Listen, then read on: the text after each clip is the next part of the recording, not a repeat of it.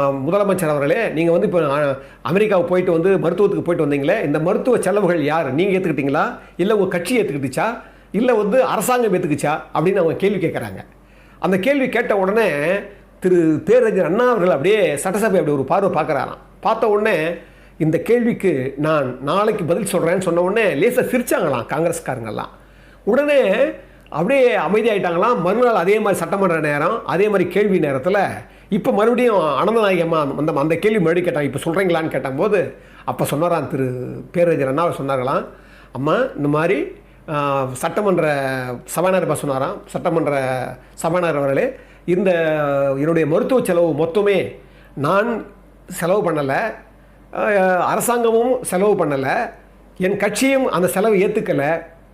இதோ இங்கே இருக்கிறாரே என்னுடைய அருமை தம்பி திரு எம்ஜிஆர், அவர் கடினப்பட்டு உழைச்சி சம்பாதிச்ச அந்த பணத்தில் 1,00,000